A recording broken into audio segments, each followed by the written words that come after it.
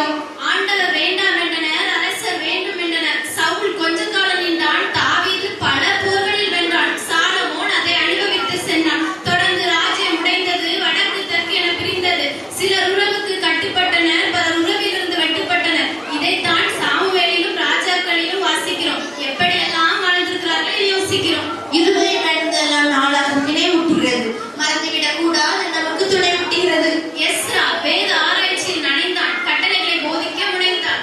நெகேமியா மதில்களை கட்ட விழுந்தான், மனங்களையும் கட்ட துணிந்தான். எஸ்தரை அழகாய் படைக்க காரணம், அவள் மூலமாய் யூதருக்கு நிவாரணம். செல்வத்தில் செழித்தவன், சோதனையை குளித்தவன், முற்றிலுமாய் சகித்தவன், இறுதியாய் செழித்தவன் யோபு. உன்னை வாசித்தேன், கண்களை திறந்தேன், என் சிறு சிறு சோதனைகளை மறந்தேன். 150 அதிகாரத்தில் ஜெபம் இருக்கிறது, தவம் இருக்கிறது, துதி இருக்கிறது, எதிரிகளின் சதி இருக்கிறது, ஆடல் இருக்கிறது, மகிழ்ச்சியின் பாடல் இருக்கிறது, அறிக்கை இருக்கிறது, அழுகை இருக்கிறது, தீர்க்க தரிசனம் இருக்கிறது, கர்த்தரின் கரிசனையும் இருக்கிறது. சங்கீதம் எவரும் எந்நேரமும் யெகோவாவிடம் எட்ட ஏற்படுத்தப்பட்ட ஏணி. நல்லது எது, கெட்டது எது, மனிதனை தொட்டது எது, மனிதனை சுட்டது எது என சரிப்பட்டது எது? நீதிமொழி பலவற்றையும் மறந்து விட்டான், பின்பு முடிக்கவில்லை இருந்து விட்டான். முற்றும் மாயென முழங்கி விட்டான், பற்றும் மாயென படைத்து விட்டான். பிரசங்கி முழுவதும் சாலமோனின் புலம்பல். அனுபவித்து விட்ட பிறகு ஐயோ அரவர். உண்மையா இருக்கிறது உன்னத பாட்டு, அவன் மனமும் மயங்கும் அதை கேட்டு. இதற்கு பிறகு ஏசாயா முதல் தானியேல் வரை பெரிய தீர்க்கதரிசிகளின் தொகுப்புரை. தரிசனங்கள், பாடல்கள், ஐயோக்கள், யுத்தங்கள், பிறகு ஆறுதல், தேர்தல், நம்பிக்கையின் சட்டங்கள். ஏசாயா என்ற மாதிரி, எரேமியா வேற மாதிரி. யூதர் சீர்கெட்டது, கர்த்தரிடத்தில் பெயர் கெட்டது, நியாயம் தீர்ப்பதனை தொட்டது, யூதா விழுந்து விட்டது.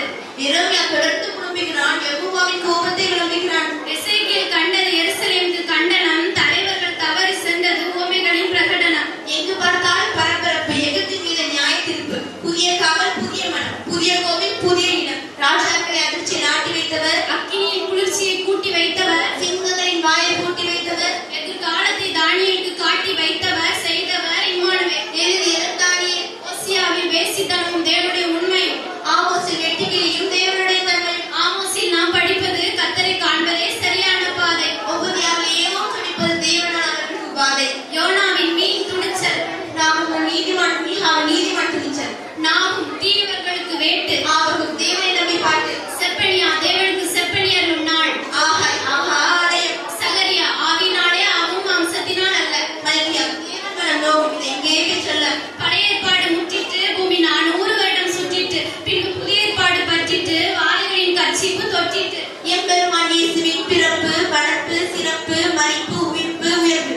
இதுதான் மத்தேயு, மார்க்கு, லூக்கா, யோவான். இதை விசுவாசிப்பவன் பரலோகம் போவான், இதை விசுவாசியாதவன் பாதாளத்திலே சாவான். ஆவியானவர் புவிதலின் வருகை, திருச்சபையில் புதியதோர் தொழுகை, அப்போஸ்தலர் ஊழியம் ஆரம்பம், அகிலமெங்கிலும் நற்செய்தி பேரின்பம். பவுல் நிறுவனம் தொடங்குகிறது, இது 13 மடங்கு அடங்குகிறது. ரோமர் மனித நீதி விளக்கம், தேவ நீதி அடக்கம்.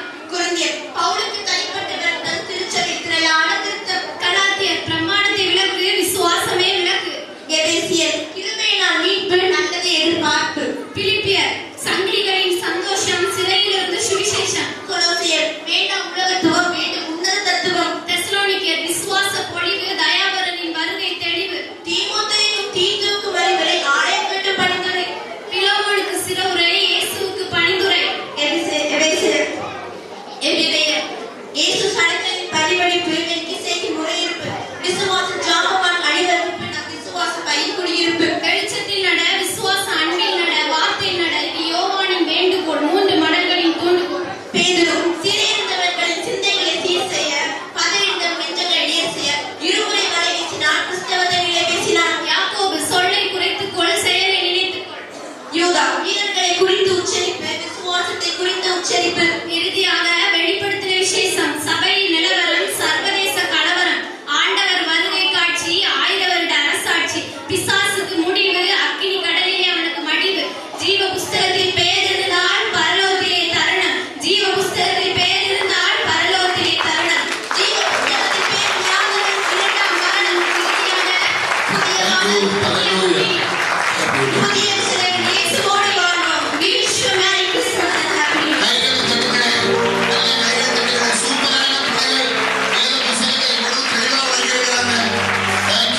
ரொம்ப